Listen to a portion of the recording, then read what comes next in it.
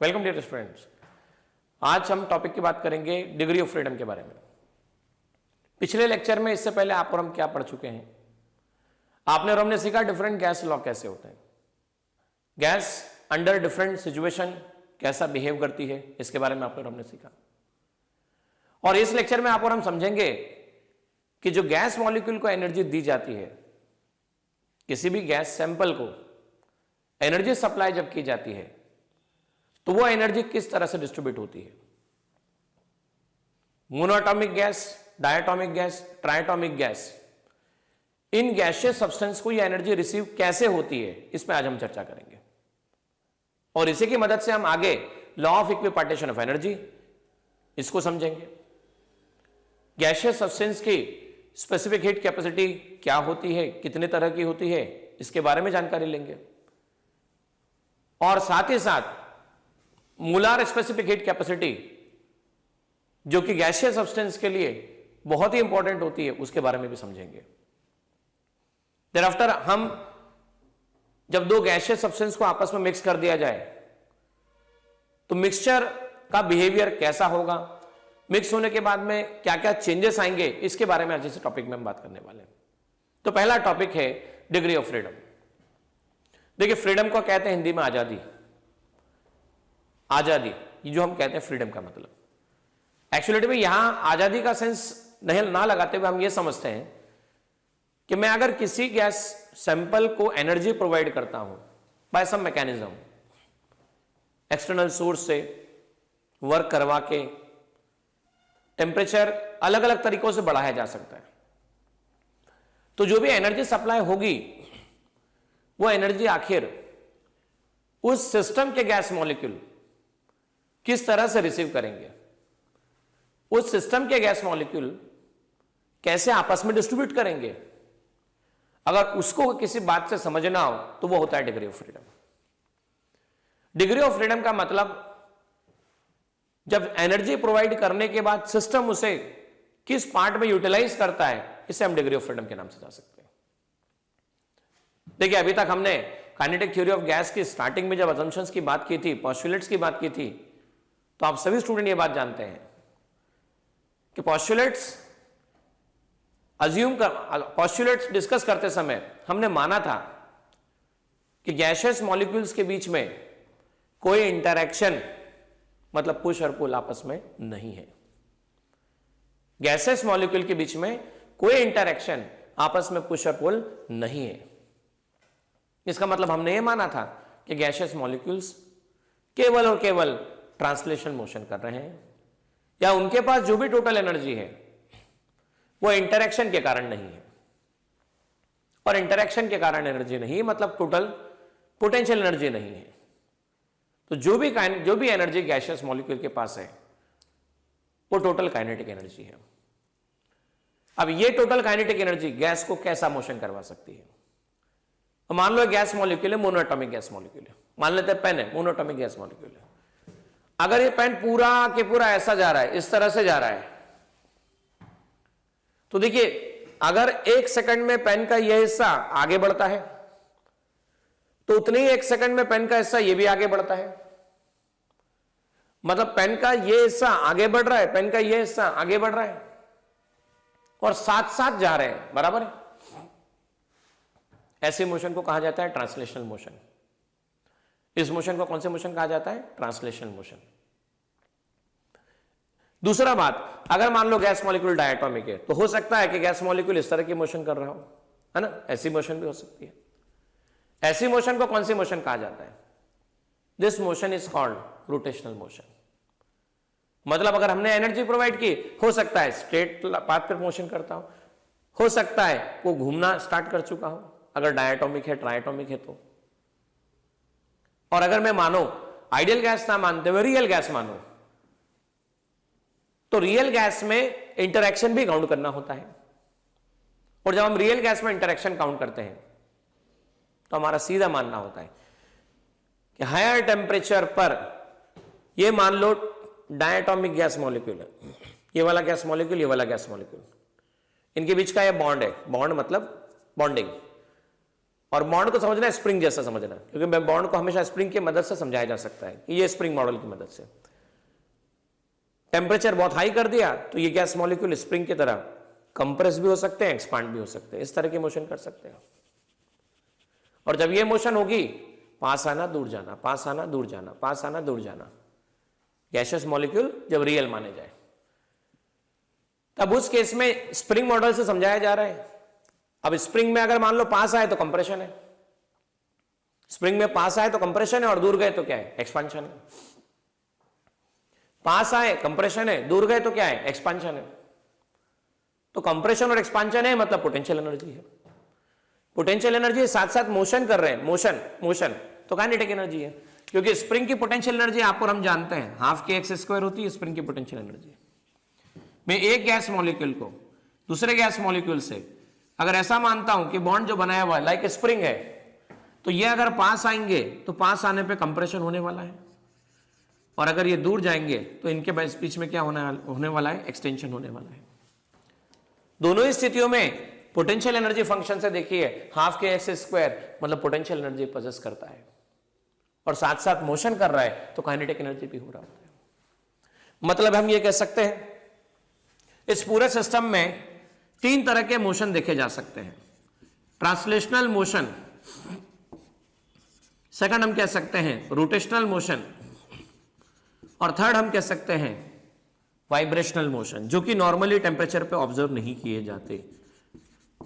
और हम इस टॉपिक पर वाइब्रेशन मोशन पे ज्यादा चर्चा भी नहीं करेंगे, क्योंकि हमारा काम ट्रांसलेशन और रोटेशन से काफी हद तक कंप्लीट हो जाने वाला है। डिग्री ऑफ फ्रीडम को एक्सपेरिमेंटली ऑब्जर्व करने के बाद एक फॉर्मूला से समराइज किया जा सकता है, और उस फॉर्मूला को बताया जाता है F = 3a - b, जहां a होता है एटॉमिसिटी, b होता है रेस्ट्रिक्शंस। a कहलाता है एटॉमिसिटी और b कहलाता है रेस्ट्रिक्शंस।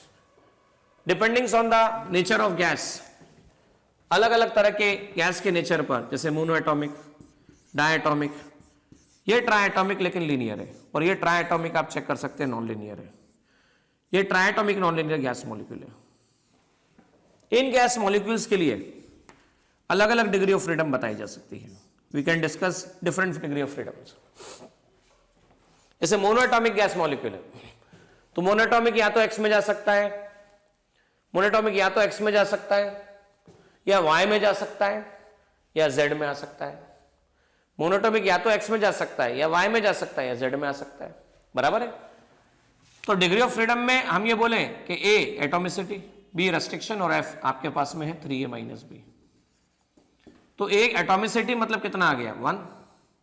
यहां पे एटॉमिसिटी कितनी है, 2। यहां पे एटॉमिसिटी कितनी है, 3। यहां पे फिर से एटॉमिसिटी चेक कीजिए कितनी है, 3।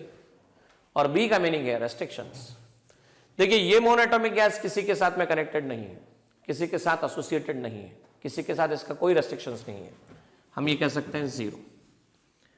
यहां पर डायटॉमिक एक रेस्ट्रिक्शन इन दोनों के बीच में है। ट्राइएटॉमिक लीनियर है, 1 और 1 कितने रेस्ट्रिक्शंस इसके पास में टोटल अवेलेबल है, तो 1 और 1 2 रेस्ट्रिक्शंस आपके पास अवेलेबल है। 1 2 3 1 2 3 3 रेस्ट्रिक्शंस आपके पास अवेलेबल है। नाउ आप 3 × 1 -0, तो आप लिखेंगे degree of freedom 3। 3 × 2 -1 degree of freedom 5। 3 × 3 9 9 - 2 degree of freedom 7। 3 × 3 कितना हो गया, 9 9 - 3 डिग्री ऑफ फ्रीडम आप लिख सकते हैं 6।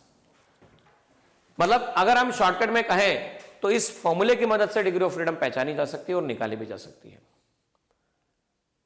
नाउ सेकंड केस में आप देखिए, ये डायटॉमिक गैस मॉलिक्यूल है, तो डायटॉमिक गैस मॉलिक्यूल सीधा सीधा ऐसा जा सकता था एक्स में, ऐसा भी आ सकता था वाई में, और ऐसा भी आ सकता था जेड में। अब डायटॉमिक गैस मॉलिक्यूल के सेंटर ऑफ मास के अबाउट मान लो कोई एक्सिस पास होती तो उसके अबाउट रोटेशन मोशन भी कर सकता था इस तरह से घूमते हुए, या इस जगह पर एक्सिस है तो इसकी मोशन रोटेशनल मोशन भी हो सकती थी। Translational, rotational. हायर टेम्परेचर पर वाइब्रेशन भी ऑब्जर्व होता है रियल गैसेस के लिए। तो इस तरह से एनर्जी का डिस्ट्रीब्यूशन होना शुरू होता है।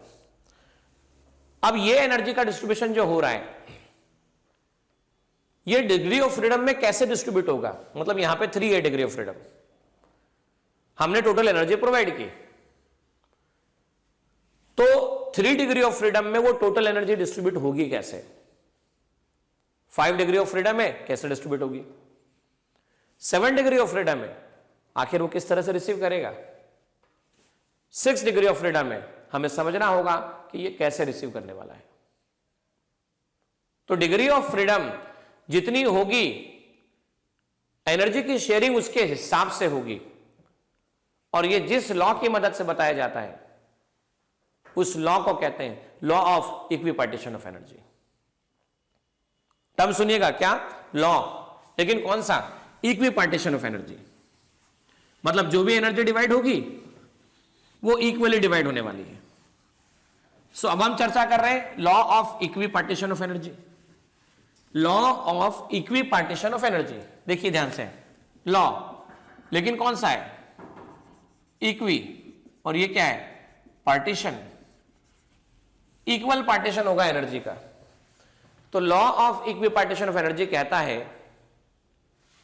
Each degree of freedom receive equal amount of energy and that amount of energy is given by half KBT.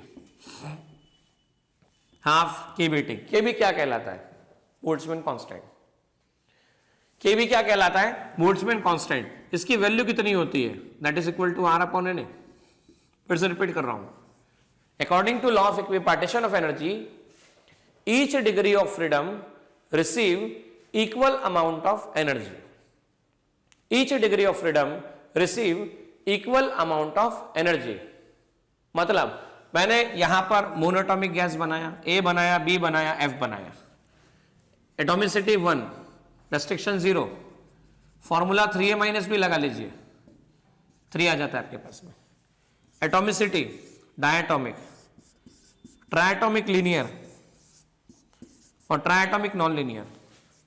Atomicity बात करें 2, 3, रेस्ट्रिक्शन बात करें 2, फिर से देखिए रेस्ट्रिक्शन 1, 2, एक मिनट रुकिए, रेस्ट्रिक्शन 1 ही है इसके बीच में, 1, 2 रेस्ट्रिक्शन, 3 रेस्ट्रिक्शन, तो 3 2 6 -1 5, 3 3 9, 9 -1 कितना? 9 -2 कितना हो जाता है? 7, 3 3 9 -3 कितना हो जाता है? 6।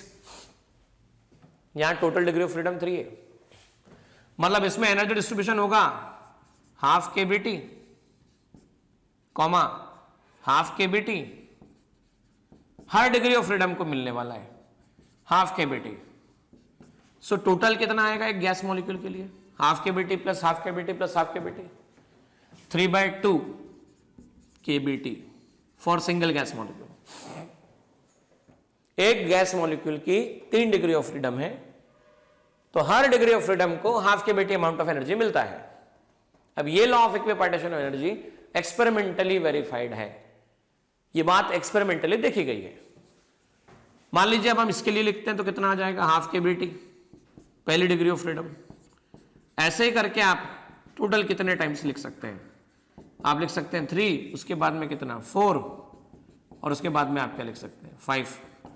सो टोटल मिला के डिग्री ऑफ फ्रीडम आ जाती है आपके पास में 5/2 केबीटी। यहां पे 7 लिखेंगे तो लास्ट में आ जाएगी 7/2 केबीटी, ये आ जाएगी 6/2 केबीटी।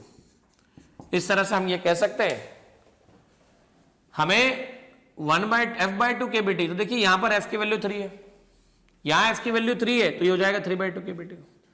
यहां f की वैल्यू 5 है तो ये हो जाएगा 5/2 KBT.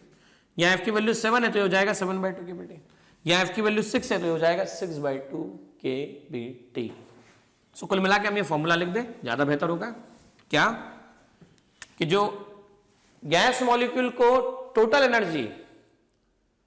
Energy of single gas molecule जो बताई जाएगी, that energy can be represent f/2 kBT for a single gas molecule.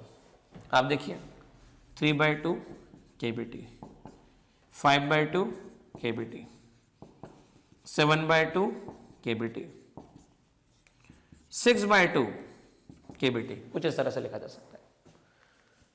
So energy distribution हो चुका है। ये सिंगल गैस मॉलिक्यूल की हमने बात की है, for a single gas molecule. लेकिन अगर सोचिए हमें यह कहता है कि हम 1 मोल गैस मॉलिक्यूल की बात करते हैं, 1 एवोगाड्रो नंबर। हम जानते हैं बोल्ट्जमैन कांस्टेंट की वैल्यू कैसे दी जाती है, चेक कीजिएगा स्टूडेंट्स, बोल्ट्जमैन कांस्टेंट को कैसे बताया जाता है। सो ई आ चुका है सिंगल गैस मॉलिक्यूल के लिए F/2 kBt, क्या आ चुका है स्टूडेंट्स, F/2 kBt। ये देखिए सिंगल गैस मॉलिक्यूल के लिए आ गया F/2 kBt। हम ये बात जानते हैं Kb that is R/Na, R/Na। अगर मैं 1 मोल सब्सटेंस मतलब 1 एवोगाड्रो नंबर्स गैस मॉलिक्यूल की टोटल एनर्जी निकालना चाहता हूं तो मैं ऐसा लिख सकता हूं Na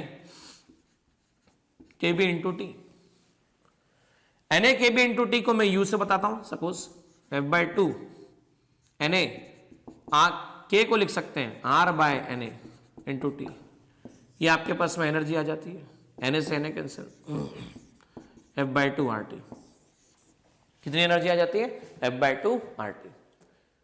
तो इस तरह से 1 मोल सब्सटेंस के लिए, for 1 mole substance energy is given by F/2 nRT। अब 1 मोल के प्लेस पे मान लीजिए n मोल होते थे, जैसे सिंगल गैस मॉलिक्यूल की एनर्जी को आप लिख रहे हैं F/2 kBt, n gas molecule की एनर्जी को लिख देते हैं n F/2 kBt।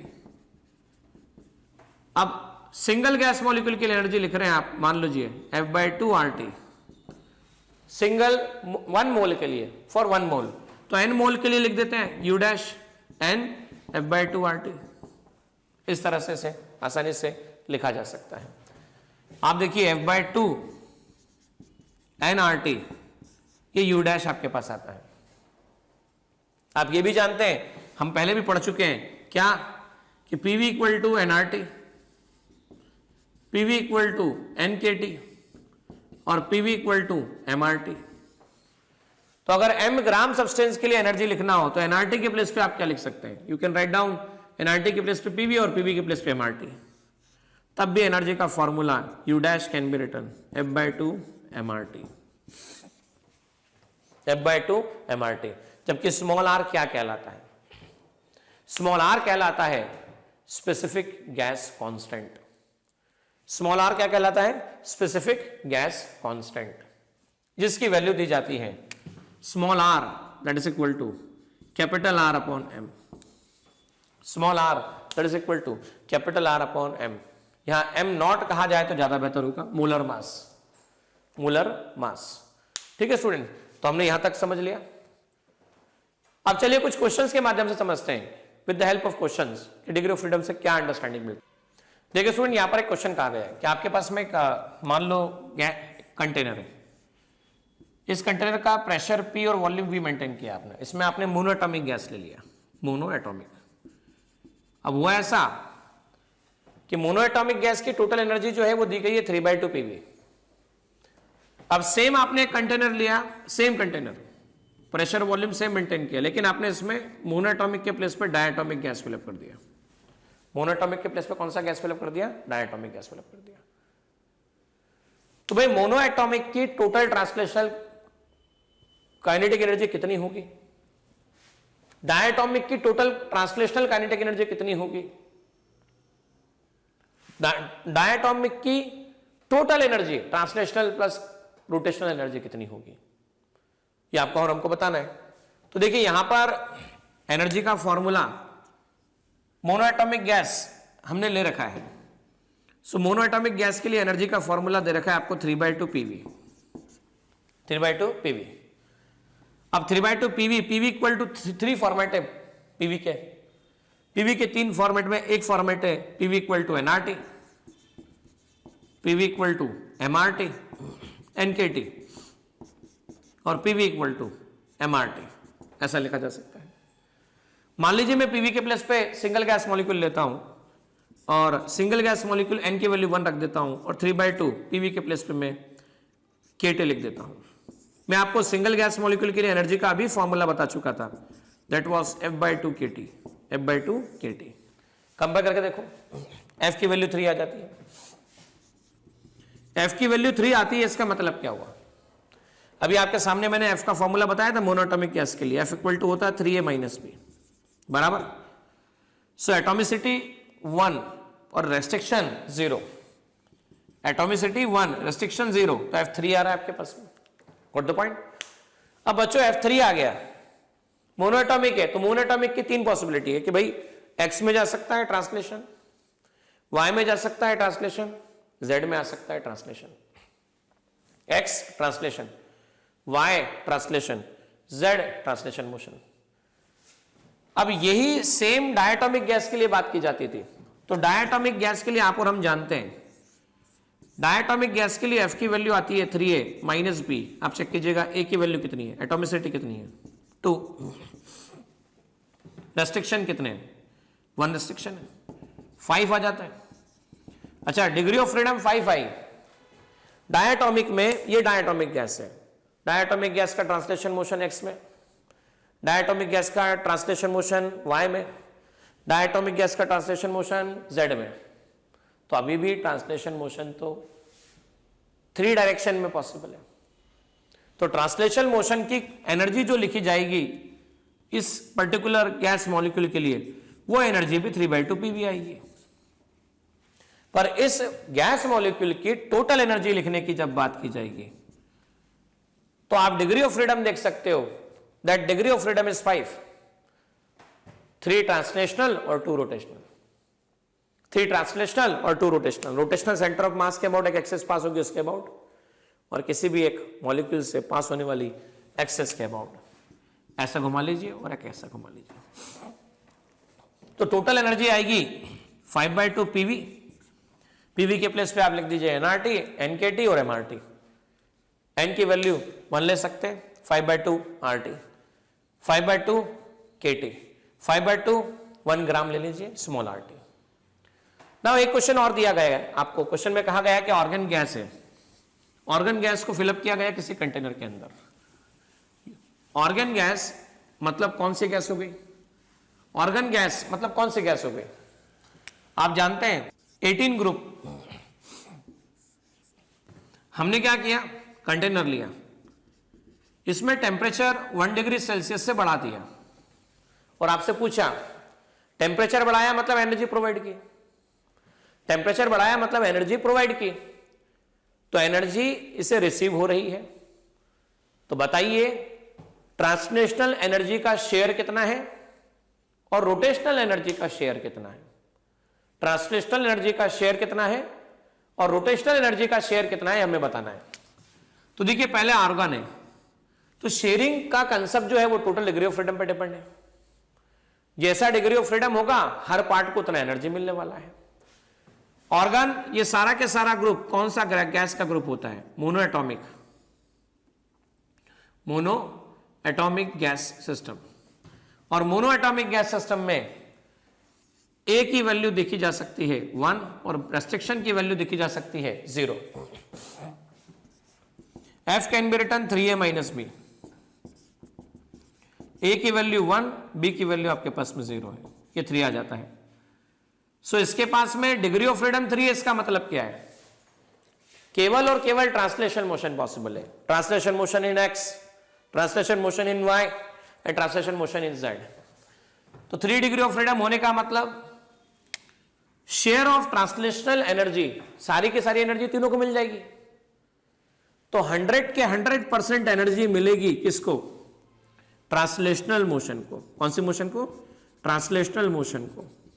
और बताइए रोटेशनल मोशन को कितना मिलेगा, जब कुछ रोटेशनल मोशन के चांस ही नहीं है, मोनोटॉमिक है, तो इसका परसेंटेज 0 रहेगा, 0% शेयर रहेगा रोटेशनल मोशन को, रोटेशनल मोशन को। देखिए बच्चों एक क्वेश्चन दिया हुआ है आपको बोला गया है कि CO2 गैस है आपके पास में, CO2 जो कि ट्राइएटॉमिक गैस है और लीनियर गैस है, लीनियर गैस ट्राइएटॉमिक।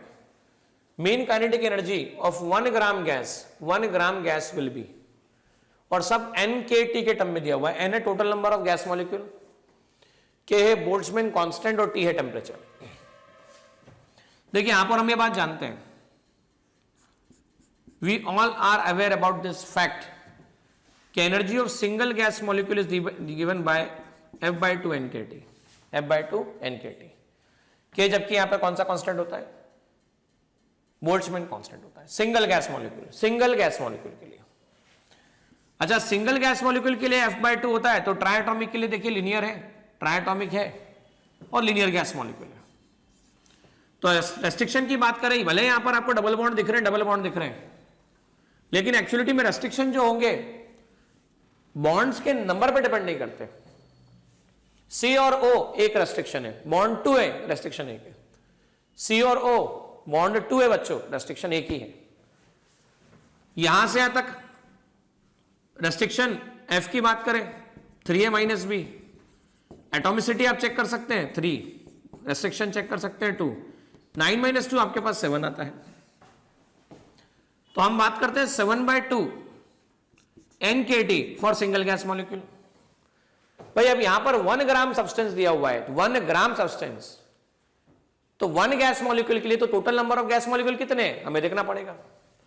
तो number of gas molecule, number of mole, mass in gram upon molar mass, mass in gram upon molar mass, इसे लिखा जा सकता है। 1 ग्राम मोलर मास कितना है आपके पास में 44 दे रखा है, 1/44। अगर हम बात करें n मोल्स के लिए एनर्जी कैसे लिखी जाती थी, तो आप जानते हैं n मोल्स के लिए एनर्जी लिखने का तरीका था F/2 nRT। कितना था F/2 nRT। मान लीजिए F को लिखा जाता था 7 divided by 2 number of moles 1/44, 1/44 into R into T, 7/88 R into T, ऐसा लिखा जा सकता है 7/88 R इंटू T। हम ये भी जानते हैं क्या, सिर्फ PV इक्वल टू होता है nRT, PV इक्वल टू होता है NKT और PV इक्वल टू होता है आपके पास में MRT, nRT, NKT और MRT। मतलब R और T के टर्म पर आप चेक कीजिएगा, यहां पर R है और यहां पर T आपके पास अवेलेबल है।